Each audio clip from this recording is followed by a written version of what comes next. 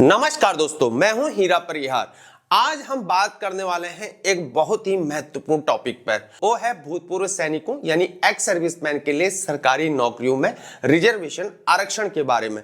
और department of personal and training यानी कि डीओपीटी ने 25 दिसंबर 2025 को भूतपूर्व सैनिकों के आरक्षण रिजर्वेशन से संबंधित सभी नियमों को एक कंपेंडियम में जारी किया है। तो अगर आप या आपके परिवार में कोई भूतपूर्व सैनिक है, एक्स सर्विसमैन है, तो यह वीडियो आपके लिए यहाँ पर बेहद ही इंपॉर्टेंट होने वाला है। वीडियो को पूरा देखें और अंत तक जरूर देखें। सबसे पहले हम जानते हैं कि भूतपूर्व सैनिक आखिर कौन होते हैं। एक्स सर्विसमैन रूल्स 1979 के अनुसार एक भूतपूर्व सैनिक वह व्यक्ति होता है जिसने भारतीय सेना, नौसेना या वायुसेना में किसी भी रैंक में सेवा को किया हो, चाहे वो कॉम्बेटेंट हो या नॉन कॉम्बेटेंट हो। और इसमें शामिल होते हैं नंबर 1 जो पेंशन के साथ रिटायर हुए हो, और नंबर 2 जो सैन्य सेवा के कारण चिकित्सीय आधार पर रिलीज हुए हैं और उनको डिसेबिलिटी पेंशन मिल रही हो, और नंबर 3 होते हैं जिनकी सेवा यानी कि एस्टैब्लिशमेंट में कमी के कारण समाप्त हुई हो, और नंबर 4 है जिन्होंने निर्धारित अवधि को पूरा करके ग्रेजुएटी के साथ सेवा को छोड़ा हो। खास बात यहां पर यह है कि 13 फरवरी 2020 से सभी शॉर्ट सर्विस कमीशन्ड ऑफिसर्स जो है उन्हें जिन्हें यहां पर ग्रेजुएटी के साथ रिलीज किया गया है, वे भी यहां पर एक्स सर्विसमैन की श्रेणी में आया करते हैं। और इसके अलावा यहां पर जो टेरिटोरियल आर्मी है उनके कर्मी और आर्मी पोस्टल सर्विस के जो पर्सनल है वो, और जो वीरता पुरस्कार के जो विजेता होते हैं वे भी इस श्रेणी में शामिल होते हैं। अब यहां पर सवाल यह है कि ये नियम कहां-कहां पर लागू हुआ करते हैं। ये नियम लागू होते हैं सभी सेंट्रल सिविल सर्विसेज और पोस्ट पर लागू होते हैं। ग्रुप सी में और ग्रुप डी की सभी पोस्ट पर लागू होते हैं। पैरामिलिट्री फोर्सेस में ये असिस्टेंट कमांडेंट तक के सभी पोस्ट पर लागू होते हैं। पैरामिलिट्री फोर्सेस को हम बताएं कि कौन कौन से होते हैं, जैसे कि बॉर्डर सिक्योरिटी फोर्स जिसे हम बीएसएफ भी बोलते हैं, सेंट्रल रिजर्व पुलिस फोर्स जिनको हम सीआरपीएफ बोलते हैं, इंडो तिब्बतन बॉर्डर पुलिस यानी कि ITBP, central industrial security force यानी कि सीआईएसएफ, असम राइफल्स, सशस्त्र सीमा बल एसएसबी, रेलवे प्रोटेक्शन फोर्स यानी कि आरपीएफ। अब आते हैं यहाँ पर सबसे महत्वपूर्ण पॉइंट क्या है कि कितना रिजर्वेशन, कितना आरक्षण मिला करता है। ध्यान दें, भूतपूर्व सैनिकों का आरक्षण यहाँ पर हॉरिजॉन्टल यानी कि क्षैतिज आरक्षण होता है, क्षैतिज प्रकृति का होता है। आरक्षण की तरह ग्रुप सी पोस्ट में 10% रिजर्वेशन मिलता है, ग्रुप डी पोस्ट पर 20% का रिजर्वेशन मिला करता है, और पैरामिलिट्री फोर्सेस में यहाँ पर जो असिस्टेंट कमांडेंट लेवल तक का होता है वहां पर 10% का रिजर्वेशन मिलता है। और एक महत्वपूर्ण बात यह है कि अगर कोई यहाँ पर SC, ST या OBC भूतपूर्व सैनिक होते हैं, वे एक्स सर्विसमैन होते हैं, एक्स सर्विसमैन कोटा से चयनित होता है, तो उसे उसकी अपनी जो कम्युनिटी है उसके आरक्षण में एडजस्ट किया जाता है। अगर किसी रिक्रूटमेंट साइकिल में एडजस्टमेंट यहां पर पॉसिबल नहीं हो पाता है तो इसे अगले अवेलेबल रिजर्व्ड वैकेंसी में कैरी फॉरवर्ड किया जाता है। भूतपूर्व सैनिकों को मिलने वाली आयु में जो छूट है, ग्रुप बी में नॉन गैजेटेड, ग्रुप सी और ग्रुप डी पोस्ट के लिए यहां पर सैन्य सेवा की अवधि जो एक्चुअल एज से उसको घटाया जाता है। इसके बाद 3 साल तक की यहां पर उसको अतिरिक्त छूट मिला करती है।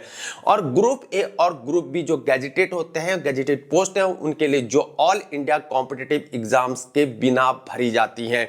सैन्य सेवा की अवधि प्लस 3 साल की छूट होती है।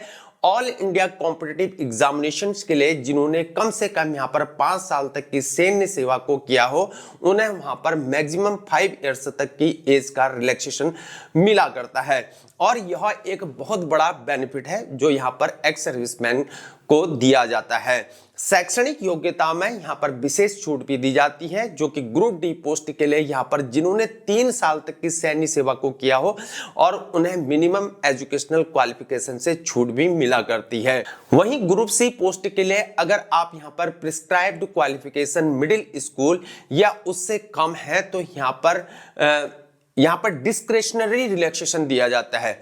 Long service matriculation ex serviceman के लिए यहां पर विशेष प्रावधान भी होते हैं।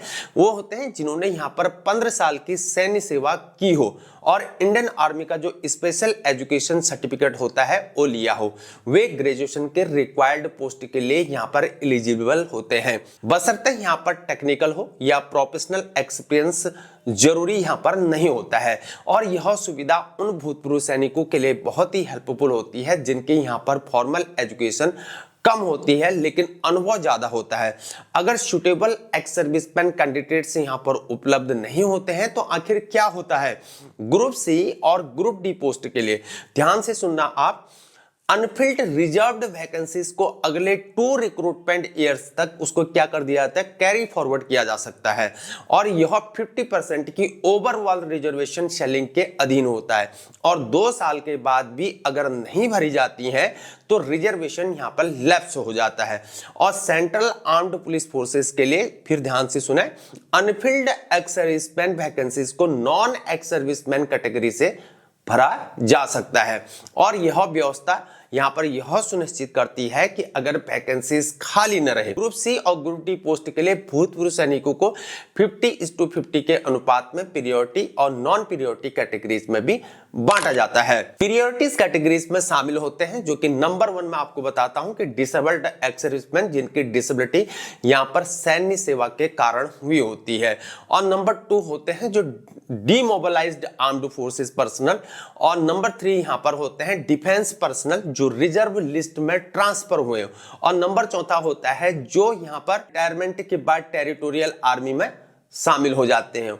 और पीरियोरिटी कैटेगरी वाले उम्मीदवारों को पहले यहां पर अपॉइंटमेंट मिला करता है। और कुछ और महत्वपूर्ण बातें हैं जो हर यहां पर भूतपूर्व सैनिक एक्स सर्विसमैन को जाननी बहुत जरूरी है, जैसे कि नंबर 1 यहां पर फी कंसेशन की बात हो रही है। एक्स सर्विसमैन को एप्लीकेशन और एग्जामिनेशन फी से पूरी तरह से यहां पर छूट मिला करती है और यह सभी सेंट्रल गवर्नमेंट रिक्रूटमेंट्स में लागू होता है और स्टेट गवर्नमेंट की अलग होती है, ठीक है।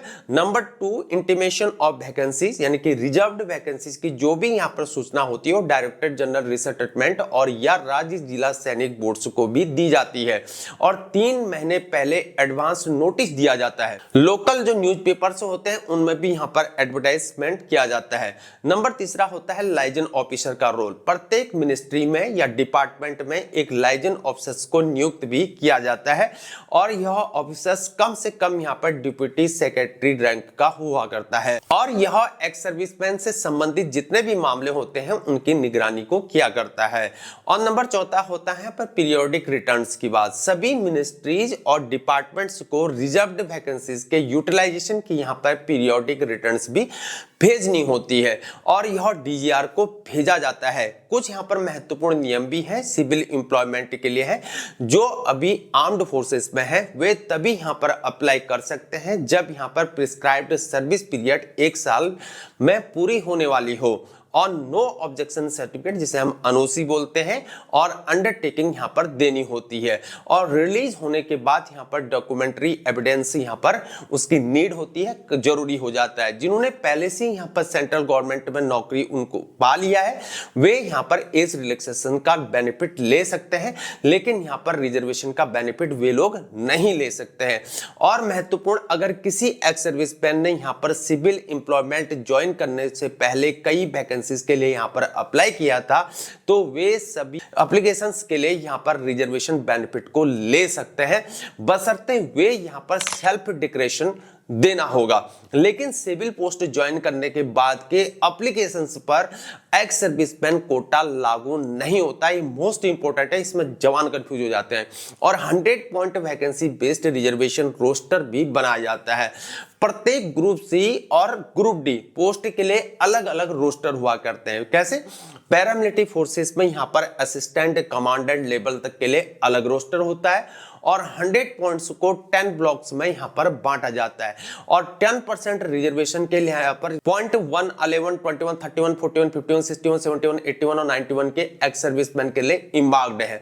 यह रोस्टर रनिंग अकाउंट के रूप में ईयर आफ्टर ईयर मेंटेन भी किया जाता है। एग्जाम्पल से समझते हैं, अगर 23 वैकेंसीज है और वे 0.1 से 23 तक प्लॉट की जाती हैं तो 3 वैकेंसीज 0.1, 11 और 21 एक्स सर्विसमैन के लिए यहां पर रिजर्व हो जाया करेंगी।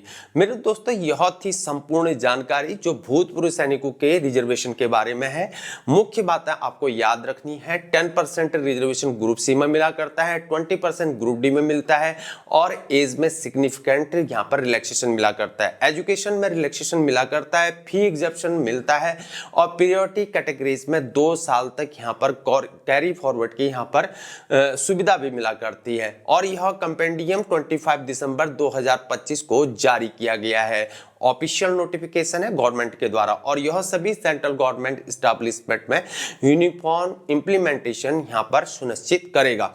अगर आप भूतपूर्व सैनिक हैं या आपके परिवार में कोई भी हैं तो इन नियमों का जरूर आपने लाभ उठाना है। अगर वीडियो आपके लिए अगर हेल्पफुल रहा हो, जानकारी अच्छी लगी है तो इसे लाइक करिए, एक्स सर्विसमैन के पास शेयर करें और इसे सब्सक्राइब करना ना भूलें। और हाँ, कमेंट्स में बताएं कि क्या आपके कोई यहाँ पर सवाल है। आप हमें यहाँ पर इंस्टाग्राम में फॉलो कर सकते हैं, फॉलो करें और हमें डीएम करें और हम जल्द ही उसका जवाब देंगे। और इस वीडियो में हमने आज department of personal and training DOPT द्वारा 25 दिसंबर 2025 को जारी भूतपूर्व सैनिकों एक्स सर्विसमैन के रिजर्वेशन आरक्षण से संबंधित कंपेंडियम की पूरी जानकारी को दिया है। इन टॉपिक्स को हमने कवर किया, फिर से सुन लेते हैं। भूतपूर्व सैनिक की परिभाषा क्या है, आरक्षण का प्रतिशत क्या है, group C group D paramilitary में, और एज रिलैक्सेशन और एजुकेशन शैक्षणिक में रिलैक्सेशन, वैकेंसी कैरी फॉरवर्ड के बारे में जाना है, पीरियोडिक कैटेगरीज के बारे में जाना है, fee concession, civil employment rules के बारे में जाना है, रिजर्वेशन रोस्टर का सिस्टम क्या उसको समझाए। और यह वीडियो सभी एक्स सर्विसमैन और उनके परिवारों के लिए बहुत ही ज्यादा इंपॉर्टेंट है। धन्यवाद, फिर मिलेंगे। जय हिंद, भारत माता की जय।